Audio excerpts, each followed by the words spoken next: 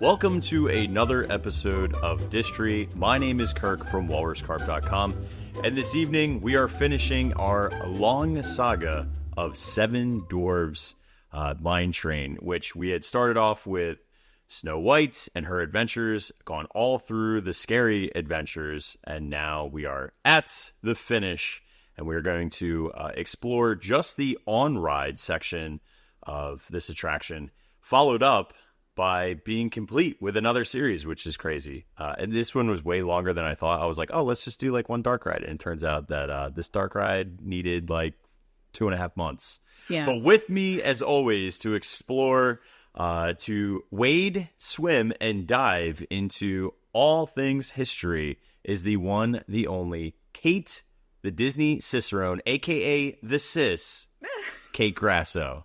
Sis. The Sis. I'll take it.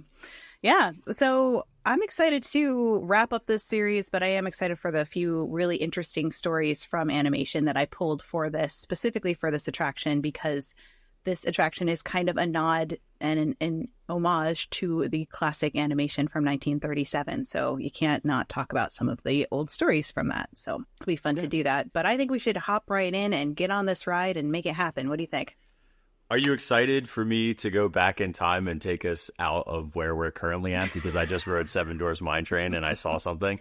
Yeah, go for it. Yay! Going back is fun. Sometimes you have to go back, kids, to go forward. That's right. I didn't have really good pictures of this, but I was able to find in the queue, like when we were talking about the queue for Seven Dwarfs Mine Train, we were talking about trees. The lights fixtures that are actually on the trees are on these like hewn long poles, but the pole itself has one unfinished side and it actually has white exposed bark. So I remember I randomly was talking about dogwood trees and how I was like, I'm pretty sure they have dogwood trees. Well, sure enough, dogwood trees. And then these ones are like the actual hewn poles, which are created by Imagineers. And it almost looks like one of those, like what an oxen yoke would look like that are holding the two lanterns up to illuminate the queue at night. Has like an unfinished dogwood bark on the side. And I I don't know why I never noticed that either. And then even on, it's like outside of the vault, that extended queue like roofing system has the same kind of thing where it has lots of, you can actually see the cupping of where they would have carved out these logs into timbers, but yet they left an unfinished side to each and every one. Different tree, though, than the dogwood tree, which I did find a dogwood tree. And the reason why I know it's a dogwood tree is because I looked up dogwood trees. And it's... So yeah, I don't, and then it made me think like, okay, well, is this like Germanic? And it is Germanic. They do have lots of dogwood trees in Germany. And the best part is, do you want to know what the word is for dogwood tree in German? Absolutely. It's a Whipplebaum. Oh, Whipplebaum. It's a Whipplebaum. That's fun. Yeah. I'm only going to call him that from now on. Yep. A Whipplebaum. That's really interesting that they have one exposed side. What do you think is the logic behind that design? I don't know. It makes no sense to me in terms of like, it's like such a specific detail that I would imagine most people would just make a post, you know? Like, right. And these are molded. It's not like these things are like actual wooden structures. Like they are poured concrete molded structures with like lathe on them, and they're like sculpted out. So why again would they make that creative decision? I don't know. It baked my noodle for a hot second. Yeah, I'm trying to think of like, I know that they're trying to make it look very foresty and like remain in the forest. So maybe it's just the creating that atmosphere of forest. Well, I did like how, that it's like one broad-based tool that has a long flat side, but it's like what you would use to kind of like hollow out a tree into like a canoe. You can see those tools in the queue. Because we always talked about the tools that were even in Snow White and her adventures and then Scary Adventures and how they were repositioned and placed. And it's kind of like a hoe, but it's not exactly the same. Yeah. You know what I'm talking about? Yeah. I don't know what it's called, but I know what you mean. But like you can see, that's that cupping of how the dwarves would have created these supports. So, Really interesting. dude, I'm sitting here on the live stream, and I'm like, oh my god, they have bark on the side of the street. I swear, everyone around me in the queue, because first of all, you're talking to a phone alone, so that makes you look like a crazy person, and then I'm taking like tons and tons of videos and pictures because it's again a detail that we totally missed. So, and they do have also lots and lots of lanterns, but these almost look like floorboards in the ceiling of that. But then again, look at the timbers. Each one of the support timbers has a unfinished bark side, which we definitely missed. Interesting. All right. Anything else going back before you go forward? Maybe. Okay. Go for it. Okay. I love that you got to go on it and look for all the things. Well, I purposely... Our friend Jim says that would be an ads, the tool that you're talking about. How is that spelled? ADZE. Yeah, I mean, I guess, yeah. This is, I guess in my head, I had an impression that these things would be a lot larger, but they look like almost like a hatchet size.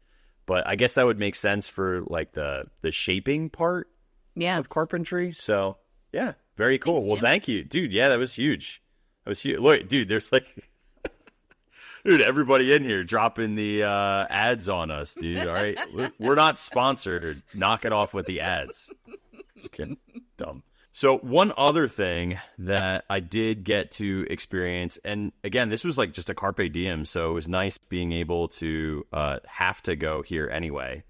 But one thing I noticed is across the way, this is like a little homage, and there's actually several. This is the start of them. But you know how we had that endless mine shaft that gets repeated in the dark ride multiple times? Mm-hmm. Well, there's definitely a great homage to that across the way. This is still technically in the loading platform, but you see that like, you know how they in the scary one they had the mine train actually like coming at you? Yeah. Well, there you have a mine car right here, and then boom, it's like a endless little mine shaft. And when you actually go past it, it'll give you the exact same perspective as what it looked like on the dark ride. Interesting. I love that. Did we talk about the control panel at all? Slightly, a little bit. Hang on, this is so cool. I don't know a lot about the load panels and like electronics, so it was just right there in front of me because I happened to be getting on to the first row. So I just thought this was really cool. It says on it, on this like burgundy panel, it says Seven Dwarfs Mine Train Load OCC2. And then there's all these different buttons for motion control, requests, restraint releases. I just was like, oh my God, dude. I want to press all these buttons, you know? And again, not in a stump. Almost looks like it's what like a half door would look like, you know, because it has wooden boards that are affixed to like iron bracing with rivets. So I don't know. I just thought that was kind of cool. Alrighty, let's hop aboard. We've already talked about the mine cars, so we won't go into that again, but just remember to look for the detail on the mine cars in terms of if they're darker or lighter or the worn spots. They made them all look different. They're all hand painted so that they look different ages. They like basically gave us a mini story to each of the mine cars. So we're going to hop aboard the mine car here, and we kind of start with a little drop out of the gate, right out of the gate. And what? I just like that you said out of the gate like 6 times in a row. I guess they got out of the gate. I tried to see if there was like this like shaker box or sluice to the left. Did you see anything like that? I like tried to look for one, and none of my camera had a good perspective of it, but there was like something off to the left hand side here like that I just can't see. Further off. Yeah, than this. Like you can't see it. And yeah, like none of us have that POV because we're all looking straight ahead. So something to look for the next time you're on the tracks to see if there's actually something there. But I feel like there was some sort of mine equipment there, or at least a crate. But we're going to do some sharp right and left turns before the vehicle enters the brakes, and then it ascends the first of the 2 lift hills in this attraction. And ooh, yeah, I almost got, see, that's what I'm talking about. There's something right here, there. this section. But what is it? I can't tell. Oh, I don't know. I'll have to find out. Okay. Yeah. So we're ascending the lift hill here, and as we do, we're going to see some vultures that are up on the top. And of course, these vultures are carryovers from Snow White Scary Adventures. They repurposed them from Snow White Scary Adventures. They had to put them up higher, though. So if you ever wondered why they're sitting way up high on this crane, that's because they're not the right scale for this particular attraction. So they had to put them up higher to use force perspective to make them make sense, essentially, in the scale that they're at. But then they're sitting up on this crane that has some bags inside a bucket and a whole bunch of crates, which I love, but there's nothing on the crates, which bums me out. But here's what they look like in the attraction. So Kirk's got them over there. They definitely have a different paint job. They probably had to weather them too, because you notice that there's detailing on the original version of feathers, but this is just completely opaque and black. And then it looks like they've kind of varnished them up a little bit because now they're sitting externally outside. So yeah, they definitely don't have animation anymore either. I haven't ever seen them move unless you have, but they just sit there. Because they used to turn their heads and look towards the Queen's chambers as you go in, but they don't move anymore. Yeah, they're static. Yeah. So they're over there on the right-hand side. On the left-hand side, there is... I love this because this is very much a pullover from Snow White Scary Adventures. There is a minecart that's kind of on the edge of... almost like the edge of the cliff. It's going into the mine shaft, but it's sitting on the edge. And a couple of tools are sitting around it as well. So then there's some lamps that are right outside it, but just kind of a fun little nod to Snow White Scary Adventures there as well. I love that there's one on the left and one on the right.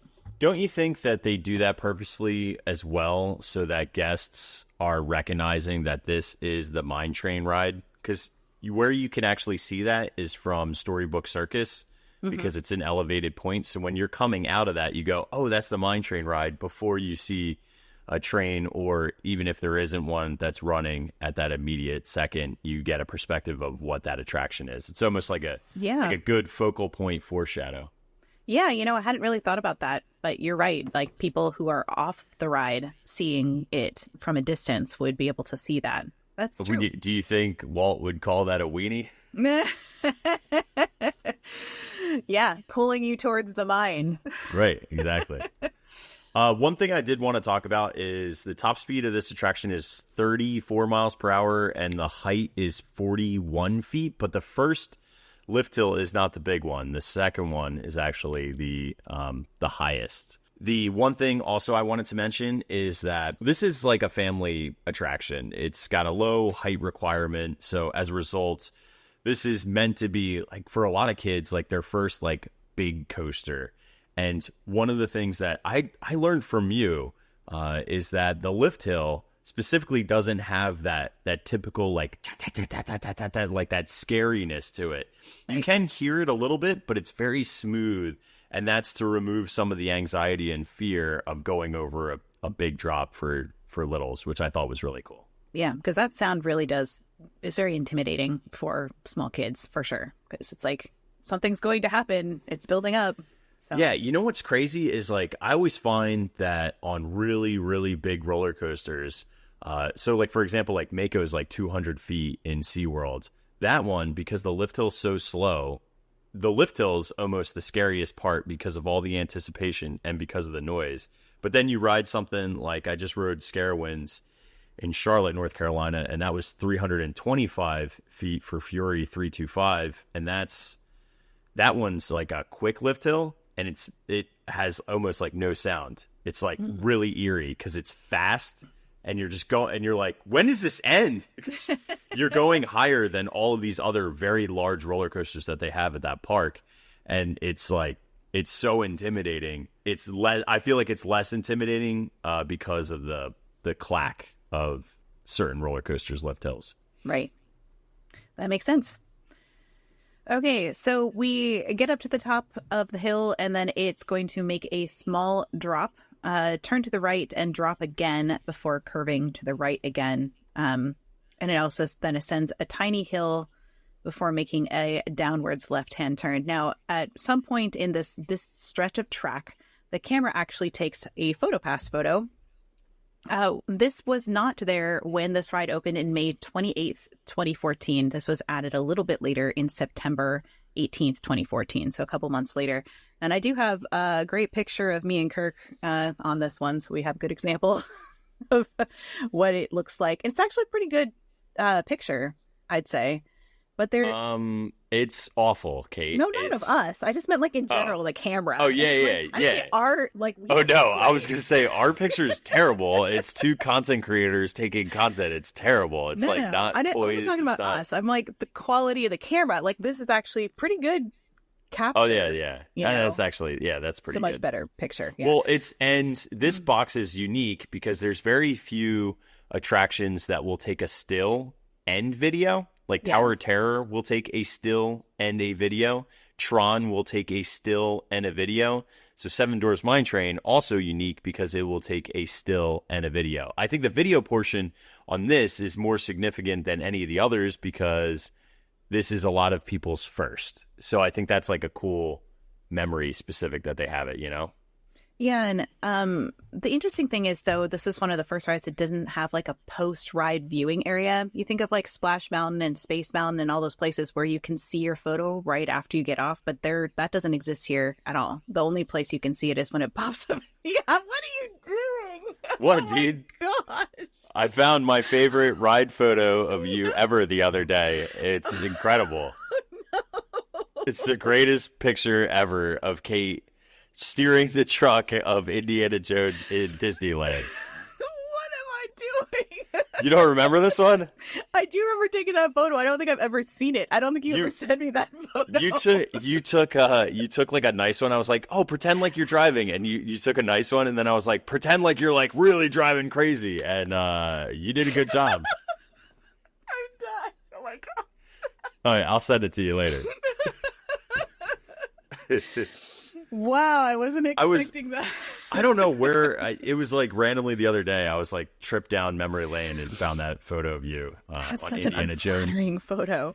It is very flattering, and it is one of my favorite photos of you of all time because you're having just unequivocal. Like it's like a key moment where you have lost all. Like there's zero inhibitions. There's nothing that's holding you back from just having fun, and that's was true. What I loved about that, because it was like you were Mr. Toad, dude, and we were ready for a wild ride. It was fun. That was a fun day. So you also get a little video that is like has a cute little intro into it that kind of like shows a zoom in on the mountain, and then it does like the little slow-mo video as well, which is pretty neat. So anyway, that's all I have to say about the camera. Unless you've got anything else, we can move on. Nope, we're good. So the vehicle then at this point turns right again, then turns left, and then the mid-ride brake system then initiates because we're going to head into the mine is our next step. In a mine. So something that I know I was looking at when we went in was, are there any sticking tommies in here anywhere? And I love that you paused like right there because the answer is no. Like anything that's hanging is either on like a hook or it's on a nail. It's like there's no sticking tommies in this mine, which is one of like my biggest disappointments in this entire mine section because they have it in Snow White's Enchanted Wish, in the Disneyland version, in Snow White. They have sticking tommies on the wall. So I was like, why can't we put a few in here? Imagineering, please? Can we please? We got none. The music we're going to hear in here is Dig, Dig, Dig, and then Hi Ho, so it transitions just like the movie does. But do you want to talk about what we see first there? The first thing you see a little beast of burden with a little deer who's looks like they're drinking water or eating, but they're pulling Dopey on a gem-filled minecart. And this Dopey actually gets repurposed over at Disneyland for Enchanted Witch. They basically scooped this exact same gimmick and gag and put it into Enchanted Witch, which I love. I think it's really, really colorful. I mean, this whole entire section is just illuminated really, really well. Every single one of these gems gets backlit. And remember, you had shown there's a construction photo when we first started talking about this one, and it was all along the walls were all of the locations for where electric would have to be present so that they could hook up LEDs to the backs of these things. There is a section that says Diamond Pass over a mine shaft on the right-hand side right behind. Oh, yep, there it is. There they are. So that says Diamond Pass right there. I don't want to get past Dopey, if we can pause there just for a second. I have a very quick Dopey story, and then I have a little bit of history of some of these characters. So, so with Dopey, I have a note from Ken Anderson, animator Ken Anderson, about Dopey. He said, Dopey was the only dwarf with blue eyes and the only dwarf who could wiggle his ears. And Walt had seen me wiggle my ears, and he said, hey, that's an idea. We'll do Dopey that way. You'll be Dopey. Dopey can really wiggle him. Here, he can really make him go, and he'll have blue eyes.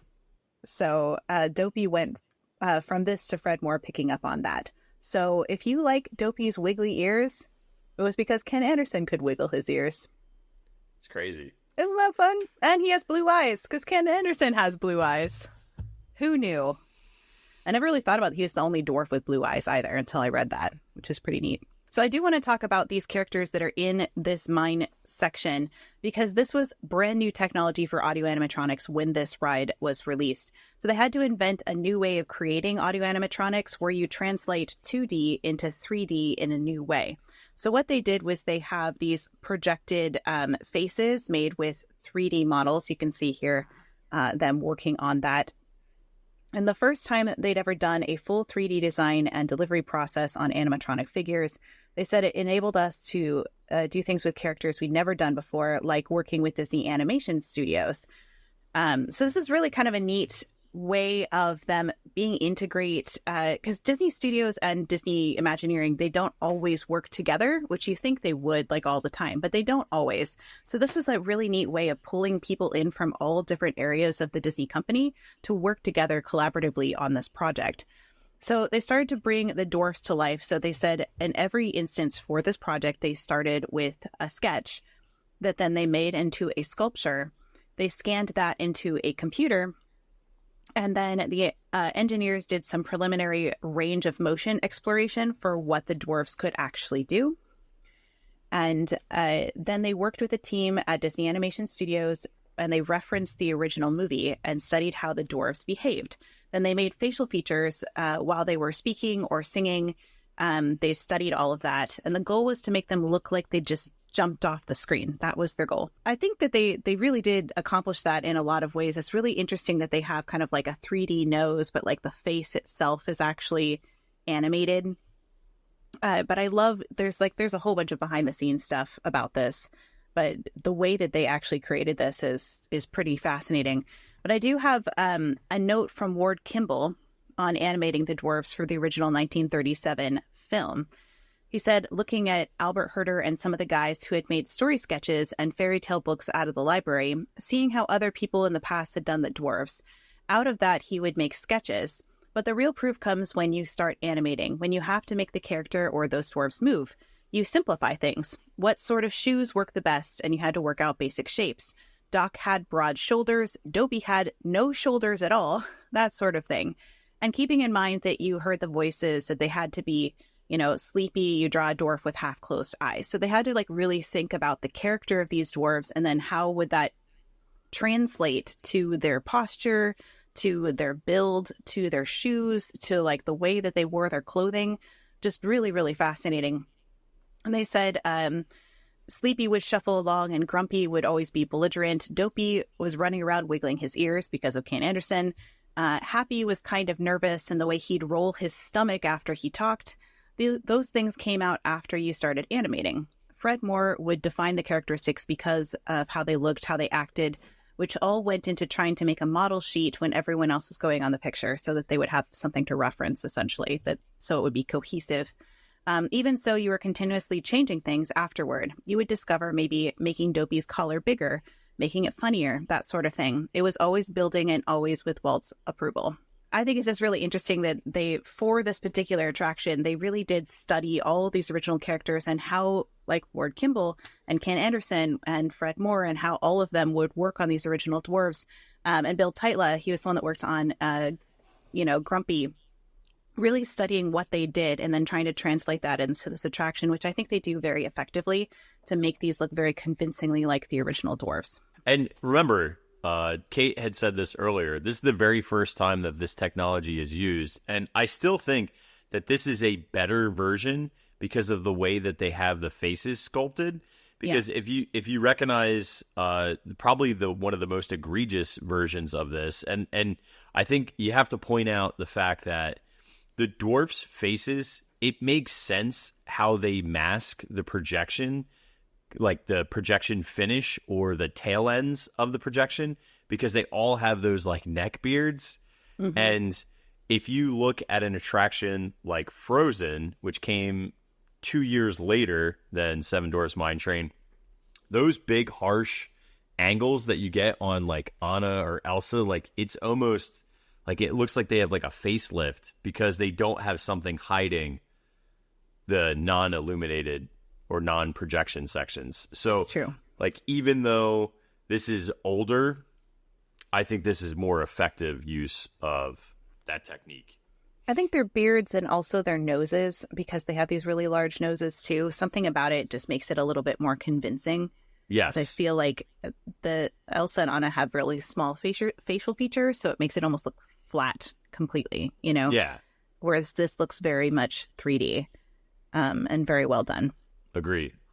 So anyway, that's all I have to say of kind of like the background of some of the animation for the dwarves. But cool. So we had Diamond Pass. Do you want to take us a little bit further into the mine? Sure. Yeah. After Diamond Pass, we are going to head into like the main gem area where every single one of the dwarfs is either hitting with a pickaxe or they're carrying gems. I like how I don't know which one this is. It might be like Sneezy, who's like about That's to Sneezy. fall. Yeah, Sneezy's about to like fall over because he has 3 buckets of gems all stacked on each other. And there's like a little tiny woodland creature, kind of looks like a raccoon. I thought it was a squirrel, but it might be a raccoon. Yeah. I think it's a little bit bigger. He looks fatter, and he also has like a different colored tummy. So I think just like the stature and size of him makes him not a squirrel. But yeah, he's holding Sneezy from falling off into the tracks. And then you have Bashful, they're pickaxing away. You got Sleepy. Bashful and Happy, yeah, are with the pickaxes. Okay. And then you have Sleepy with a skunk on his head, and he's in one of those dump carts. So, and that leads us right into the Echo Cavern, which is another one of these endless mines with a car. It's like the exact same layout that we've seen once outside at the top of the first lift hill, and then also inside the load station, exact same setup, where it's mine car track into an endless shaft. I love the sign too. The joke on the sign. Yeah, because it says Echo Cavern, Cavern, Cavern. So before we move on from there, so Sleepy is snoring on the bucket of diamonds. The placement of the diamonds, of course, we saw not only from that when they were actually doing that construction and putting them in, but I do have some really early models. They had like little push pins of putting the diamonds of where they wanted them to go, which is really interesting to just kind of start laying them out. There's 4 different sizes of diamonds and 6 different colors. They have red, green, amber, purple, blue, and clear. I actually think, do you think that's this side? Do you think that's the Happy Bashful side? Yeah, I think it is. I actually have another one for the other one. Okay. Yeah, I think that's because you can see the rock work in the front looks similar. Mm-hmm. Yeah, the stairs. Well, and then this one is with the minecart. But I think it has a different name on the sign there. It actually has a minecart coming out of the cavern, kind of like Snow White's Scary Adventures. Yeah, which we don't have. I mean, we have that here a little bit. We do. Like, I don't even think I really noticed that minecart there. But yeah, I mean, the minecart's right here. The one thing that's different, though, is you have Grumpy holding the dump cart that Sleepy is in, and there is movement on it going up and down, and he is tugging away at it. And then directly behind him, this is always one of my favorites. The way the perspective is, Grumpy's head usually obscures these, but it's one of my favorite hidden Mickeys. It's these guys right here. I love that one. Yeah, it's a good one.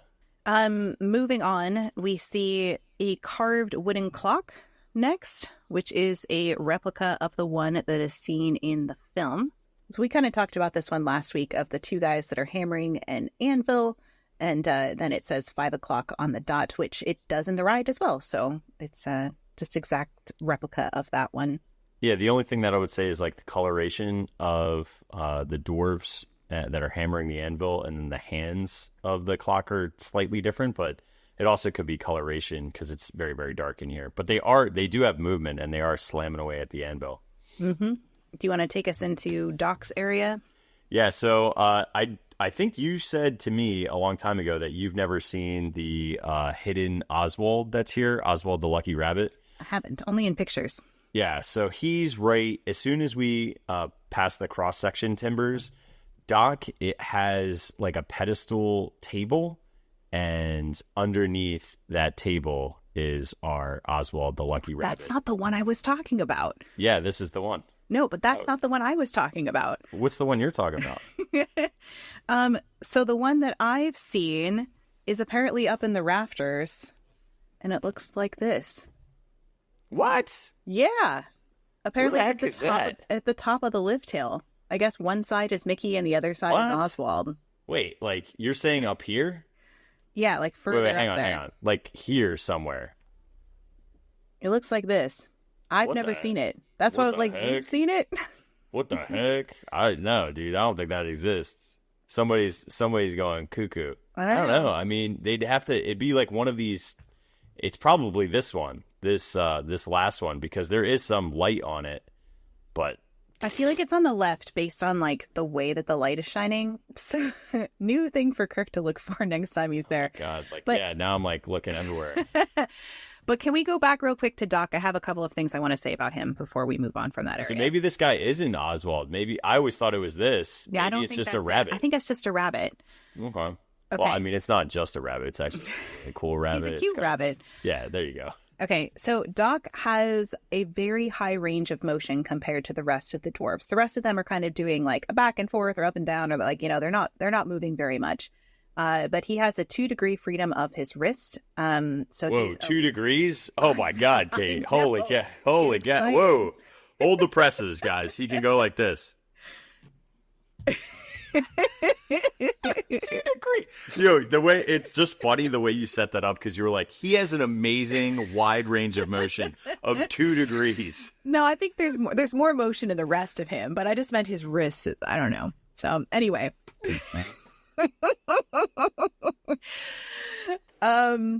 So behind him there is a board with a diamond. You can barely see it here, but there's a board behind him with a diamond count. The count is 25, 50, and 100, and they're by size. I thought they were by color, but I think they're actually by size, because if you look underneath him, you can't really see it very well in this picture, but there's actually bins that he's sorting them into. So behind his foot there's actually places underneath the count that he puts the diamond in, and then they roll down underneath him to these like sorting bins. So he's sorting the diamonds. Mm-hmm.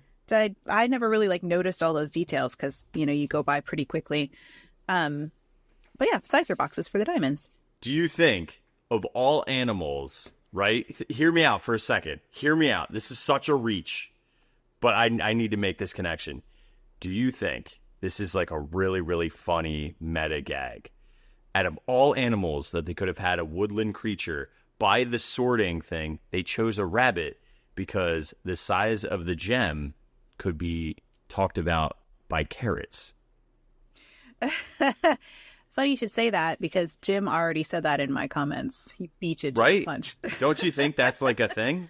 Yeah, That That is like Yeah. that is so meta and clever that if that is a gag It to has any to be. Imagineer, chef's kiss. It has to be. Beautiful. He's sorting them into sizes, which would be carrots, right? Right. And that would be, and of course, a rabbit for his. Yep. Right. Yep. Different spelling of carrots, but I don't care. That's amazing. Yeah. I'm praying that that's a thing. I feel like it has to be. Yeah. I also forgot to mention there's this little scale that's above them that is weighing the diamonds as well. That's hanging from the roof, which is really fun. Well, let's move on to the shadows. This was actually something that they rotoscoped from a scene in the original film where the dwarves march across the log bridge singing Home from Work We Go. So really, I feel like this is not a secret. Like most people kind of knew that when the ride came out, they were made a big deal about how this was the actual thing rotoscoped from the movie. So, but it's still a really cool detail. I love that they took it directly from the original animation. And then before we dive down the second lift hill, there is another hidden Mickey that I think is on the right side. It looks like this. What the heck, dude? What the heck? Dude, I'm so, like, my mind is blown that, what? I think he has a little pickaxe too. Yes, he does. He He's looks up on the amazing. rafters. Yeah. So it's not just like a Mickey like head. It's like a classic I- Mickey shape, his profile with a little pickaxe. I am bringing my nice camera, and I am going to ride Seven Dwarfs Mine Train a million times to get the best pictures of this ever. This Please is do. like the coolest hidden Mickey that I never knew existed. So when you're at the top of the lift, look left, look right, find Oswald, find Mickey. At least I'm Man. pretty sure Oswald's on the left, but maybe Kirk can come back and report about it later. Good luck finishing the rest of the episode. My mind is reeling with where this thing is and how will I see it. Well, I think because Kirk is broken now from that hidden Mickey, it's a good time for us to take a mini break just to talk about something we're really, really bad about talking about, and that would be things that we're currently doing outside of Distory, projects that we're working on, things that we're up to. Kirk, do you have anything that you got going on over there at Walrus Carp Clothing Company? I do. We have started screen printing ourselves. So, but when we make our clothes here in house, we purposely try to do things that are not easily done outside of like a professional shop that you would have to like make tons and tons of quantities of. So doing like reverse pigmentation and then doing treatments like glow in the dark. And I've been looking at stuff already for winter to do a really unique one-off that you wouldn't be able to buy on like a print-on-demand product or something like that. So, yes, we have a Steamboat Willie version vampire Mickey that we're selling that has like a really cool, it almost looks like an orangey tie-dye on a black base. And I'm super proud of that because up until this point, we weren't doing everything in-house. We did a lot of things, but not everything. So it's an exciting new journey to be able to offer some really fun clothes that don't stink. That's awesome. Yeah. I love that you're being creative and coming up with some new things. That's great. Yeah, it's honestly, it's really frustrating and really annoying, and I stink at it a lot of times at first, and there's lots of swearing, but I will tell you this. I am learning new skills and having a lot of fun with it and then getting better. So it's like things that really scared the crap out of me. I'm embracing being uncomfortable again with certain processes. And I think that's really important in life for all of us to do to maintain growing is by learning and by doing new things, especially the ones that really make you nervous. Yeah, absolutely. Taking those steps outside your comfort zone. Good for you. So for me, luckily I finished my audiobook for What the Mansion Eyes See, which is available on Audible. Also just regular books available on Amazon. But my big thing right now is I'm working on editing with my editor. My new book, Who the Mirror Reflects, which will be coming out in November. Right now I'm doing a lot of deep character work with backstory, and I'm learning an awful lot about having to think deeply about my character's backstory and what exactly details from my backstory I need to include in the book to make the most emotional impact. So I'm doing a lot of growing as an author in that way for this particularly very kind of emotional story. So, but it's a really fun one too, set in Walt Disney World, and it actually stars some cast members. It features the Rivers of America and the Walt Disney World Railroad. So if you like history of those things, this will be a book for you. But this will be out in November on Amazon, and I'll let you guys know an exact release date when it happens. But for now, that's what I'm working on as a project. So, and as somebody who is who reads Kate's books or listens to the audiobooks as well, they really are a fantastic niche that doesn't exist in our space for those that love the Disney parks, who love Disney live streaming, or enjoy a little bit of history and some romantic narrative. I just think most things are for kids or they are history, and there's nothing else in between. And this is a very modern, contemporary take on that. And it definitely pulls on your heartstrings. I cried a lot, especially in the last book for What the Mansions I See. I just thought that was such a beautiful book. Get ready to cry some more for this one. Sweet.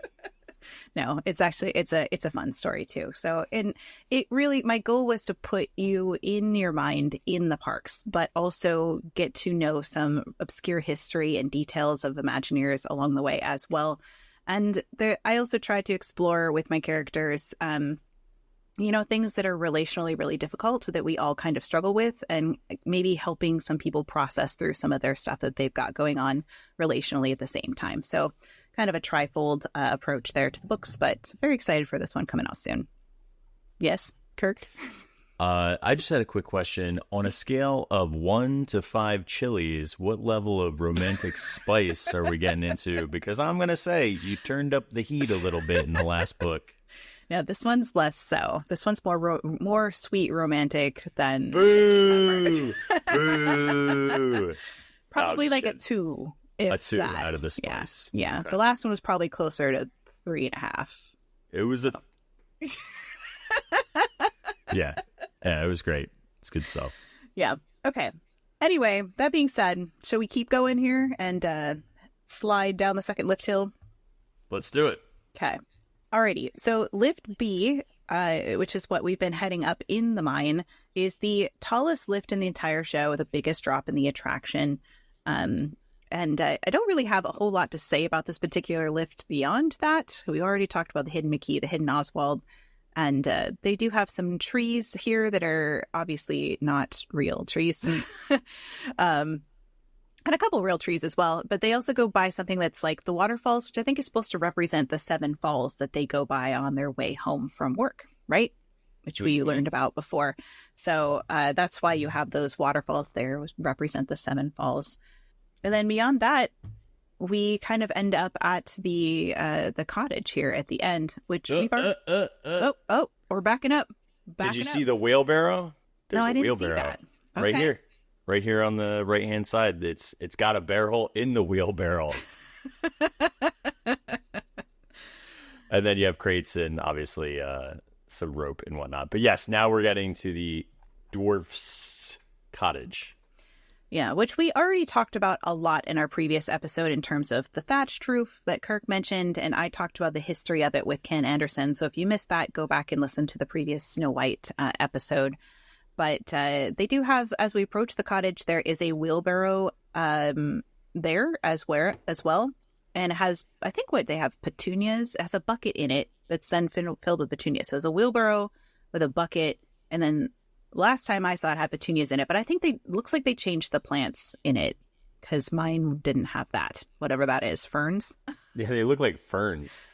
So it looks like they might change out the landscaping in that the plants as they need to. But obviously the cottage gets a little bit of a different view from this perspective, and we're going to see some things in here. Some characters, some of them are from Snow White's Scary Adventures that they have imported. As you remember, when they made it kind of the second version of Snow White's Scary Adventures, they added the dwarves dancing with Snow White in this scene. Well, she wasn't dancing. She was climbing the stairs. But so Doc, Happy, Sleepy, Grumpy, and Bashful are all repurposed. but Snow White, Dopey, and Sneezy were actually created for this attraction. So not all of the characters are directly from Snow White's Scary Adventures in this, only some of them are. Well, the one thing that I think is so iconic is our staircase. So our staircase from the previous attraction leading you up, of course, you see Chipmunk, raccoon, bunnies, and then Kate's favorite. Oh, the turtle. The turtle's in there, and he's looking shocked as ever. The other thing that I noticed, which I've never seen before until I went on it this time, is it actually has the wash basin is on the right. Did you ever notice that? I don't think I ever saw that before. No. Yeah, the wash basin's actually on the right-hand side. As soon as you go in, it's got its like mouth open. On the stairs. I think they made the stairs new for this particular one. I don't think they imported the stairs. Yeah, I don't think Toby the turtle. Toby the turtle. Iconic The other thing is I was desperate to try to find my candlestick, and I found a candlestick, but I don't think it's the same one. No. But it's up there on the banister above her. But it doesn't that would be cool if it was. It doesn't have it's hard to tell from here if it has a face or not. And you're going so fast, but something I never noticed in this particular scene, do you see behind the organ and between the concertina and the organ, there's like a little character on the shelf. If you zoom in, it looks like a frog that's like holding a candle and like dancing. I've never noticed that before. So this is from Snow White's Scary Adventures. No, what is that thing? I don't know. It's like a dancing lima bean. I've never seen that before. So just a note about the organ. So the music that's playing here is Silly Song. And Ken Anderson was the one that designed the organ pipes in the original film. And I'm not going to describe them because the last time I did, that was bad. So I'm just going to say that the organ pipes are hanging out in this scene. They are in there, right? The organ? Yeah. Yeah. Okay. It's right there. So I love that they just repurposed it. But it was interesting because I was like, now I had seen some of these characters when I went to the Walt Disney Studios on a tour. And I can't say the word tour now without thinking about you making fun of me the way I say tour. Well, I actually wanted to ask you, what would you call Grumpy's instrument if it was in your home state? An organ in Oregon. Like, which one's different, dude? It sounds exactly the same. Oregon. Well, this is Oregon. There's an organ in Oregon. Yeah, they do. That's what I'm saying. That's a Pac Northwest tongue twister. Anyway, I did want to say that because they remade Dopey for this one, you can see this is the original Dopey that used to be in Snow White's Scary Adventures in Walt Disney World is now all the way in California inside the Walt Disney Archives. So completely different character. But I was just so confused. I was like, wait a minute, how in the world did they use those characters in here, but also have them in the archives? And the answer is they made some of the characters new. So... You know what freaks me out about this Dopey that's in Seven Dwarfs Mine Train is how big his left hand and right hand are. They're grotesquely large. Like it looks like a giant's hand. It's like bigger than his whole head. It's so weird. Yeah, look comparatively to this one. Right, like that's a normal scale hand. These hands are at least 3 times the size of the hands in the archive. I'm never going to be able to unsee that now. Oh my God, dude. When I first saw it, I was like, well, that's ruined. Do you see anything else in there that you wanted to point out? No, I was really pleased with seeing the basin and the turtle and the candle. I love that Toby's in there. That makes me happy. The big plants, I did look these big green leaves that are in front of it. I looked them up and it's apparently a leopard plant, which I didn't think had any specific meaning. I think they just chose them because they look whimsical. Another candlestick. Yeah, I need to know. Sorry. I hope that candle's in there somewhere. It might be. There's 2 opportunities, and one of them is actually more prominently placed and looks metallic. So, what I wouldn't give to go inside that cottage. Just saying. That's another forbidden place that I'll never get to go. I have a few stories about the witch here that we have now arrived at, who is knocking on the door here with a basket of apples, which, according to the story, that's not really what happens. Like, she's not dancing inside with them and then the witch knocks on the door, because they're not usually there, right? So Yeah. they took a little bit of leeway there with that. But I have some notes from Joe Grant, who animated the witch. He said, the closest thing that inspired me for it was John Barrymore in Jekyll and Hyde. So I looked up Jekyll and Hyde because I was like, what are we talking about here? And I was like, oh yeah. Like, there's so much like facial expressions that are pulled from this 1920 Dr. Jekyll and Mr. Hyde film that you can see direct correlations between that and the witch. So if you want to see where he got some of that inspiration from, like, look at this, look at him looking at like this thing of poison, and yeah, it's the like eyes and the pupils are just, they're very bulgy. So Lucille Laverne was the one that did the voice for the witch. She looks like this. She's holding an apple here. But I have a note about her. They say she was a delightful person, very willing and very obliging. The only thing I remember about her is what I told you, her trying out the voice. Somehow we felt that it didn't sound witchy enough. And then she came up with the idea of taking her teeth out. As a result of it, it gave a wet sort of, when she did that, she became the witch because her jaws collapsed. So she took out her dentures, and then suddenly she became the witch, because she also did the voice of the evil queen. So to like differentiate it, she took her teeth out, and that's how she had the voice of the witch. The witch was conceived before Lucille was cast. This is Joe Grant saying this, but I would say that she inspired the final model sheet. We picked up her expressions, which were very broad and caricatured. So Joe Grant's character sketch also says there's a personality note on this character sketch that looks like this. This is Joe Grant's work. And he said, personality note, reading through the wrong end of glasses. So she's not... she doesn't have her glasses on the right way. She's That's clearly funny. I think she's talking to the prince in the dungeon here or something, because I'm like, oh who boy, is this? Oh boy, I bet she is. Then I found a couple of notes about the live action reference for the witch, which was Don Brody. His pictures are the funniest. Oh yeah, because he has this big fake nose on. The prosthetic nose gets me every time. So he said, I was the only male actor in the history of Hollywood that played the greatest female heavy. He said it took 10 weeks to film the reference footage. And he said, I became exhausted a couple of times because when I had to climb that mountain, basically they built a whole mountain on the set that's, to be able to film the witch climbing up the rocks and whatnot. When I had to climb that mountain, I must have climbed that mountain at least. You see, they had the scaffolding built like a mountain. It went clear up in one corner of the stage. Now it's a big stage, probably 35 to 40 feet up, and I had to climb that thing 20 times. It was very exhausting. I didn't do it all in one day, but there were times I would climb it 2 to 3 times, a couple of days, 3 or 4 times again, to get the action exactly how they wanted it. My action was crawling up the scaffolding, which was boards from one board to another like a ladder. And there were places for me to put my feet and things, and I grabbed a hold of that, what looked like a rock, and I pulled myself up, and I looked back at the dwarves, and then some of the fake rocks they had, I'd push them down, and the dwarves would duck, and the rocks would go bouncing over their heads. Several times climbing the mountain, my cape would get stuck, and I'd trip and have to grab hold of something, and it got in the way several times, especially when they blew the wind on me. The cape came clear down to here. He's kind of like pointing where it is. But he said, I had one cute experience. I went to the men's toilet with this outfit on. At the urinal, Walt Disney's brother came in and said, hey, you belong next door in the ladies' room. I can imagine that was slightly uncomfortable and strange. So, yeah. So those are just a few extra little witch stories that I found that I thought were just kind of fun. Kind of picturing him in that. He said he tripped over the cape a lot, which, Edna Mode would not approve of having the cape anyway. That's why you don't have them. That's why you don't have capes. Mm-hmm. No capes.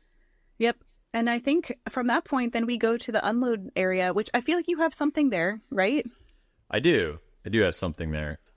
So once we get back into the load/exit area, I had another friend tell me that there is a hidden creature in the rafters. So this is a video of me swirling around in the rafters attempting to find it, and then the cast members took note of my patheticness and said, what are you doing? And I'm like, I'm looking for a grasshopper, and they're like, we got you.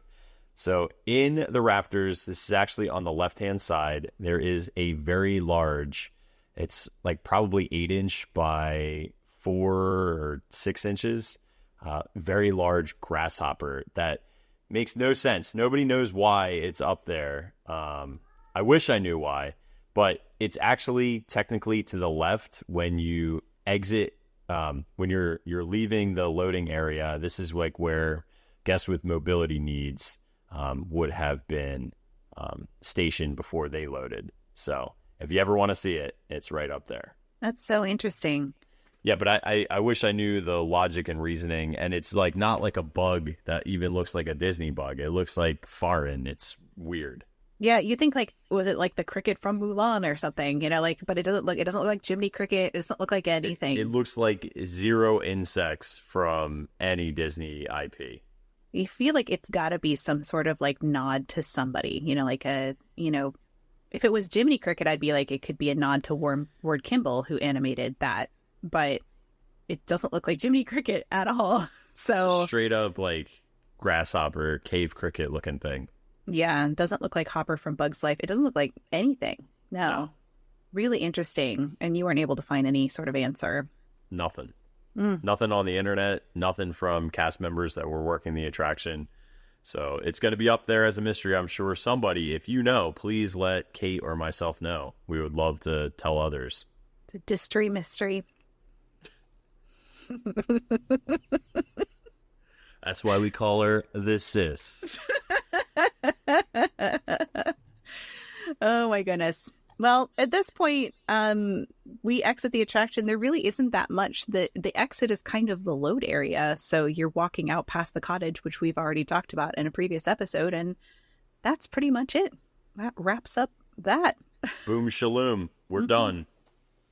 All right. Well, what do you think? It's always like, I always feel so satisfied, but also dissatisfied when we finish like a long, extended multi-episode. Like, it's always like, you feel relieved because there's nothing left, but then you feel empty and hollow because you're like, oh man, like we can go back and explore, but there's certain ones where there's just not as much depth, you know? Yeah. Yeah.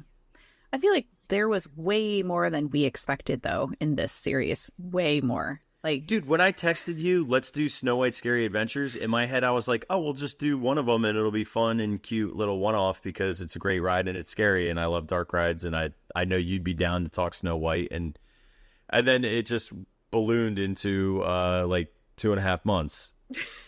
At least it wasn't like most of the year, because that was what Big Thunder was. Although I have to say our Big Thunder series, I think, was one of my favorites. Big Thunder series is probably my favorite because of where it starts, the origins in Disneyland, the evolution of all of those extinct attractions, and then the evolution of just Big Thunder in general is so fascinating, as it changes at every single park into a really unique experience that could or could not have a wildly different storyline.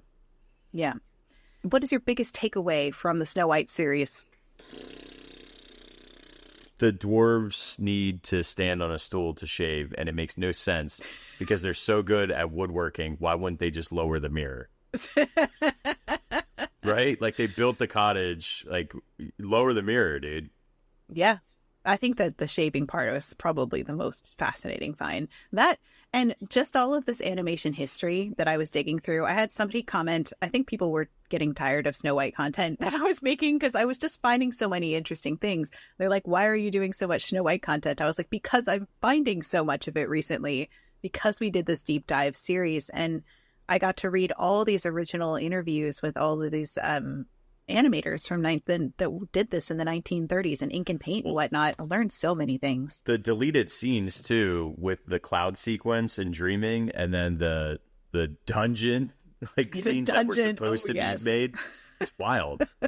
Some wild stuff. I feel like it finally answered that question for me. Like, why in the world are these terrifying dungeons like the highlight of this ride in Disneyland? You know, like for years I wondered that, and I finally like found the answer to that doing this series. And so I feel like it solved a lot of mysteries for me that I had about that attraction. So I like just reliving it, and by doing it a second time, like it brought up all this nostalgia from when I used to ride the attraction in Disney World. And I'm like, oh my God, dude, the Walt Disney World one was wild. It was so out of pocket.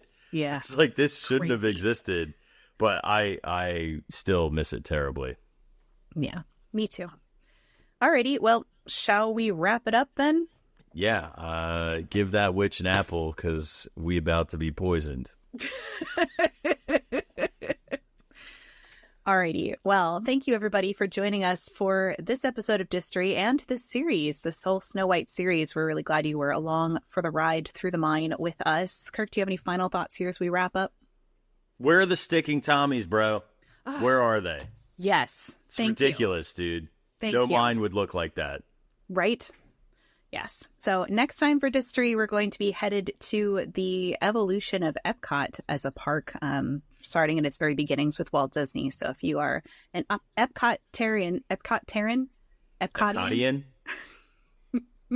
citizen of Epcot, yeah, you'll be excited for that series coming up next. But until then, have a wonderful week, and we'll see you next time for Distory. Thanks, guys. Bye. Everybody.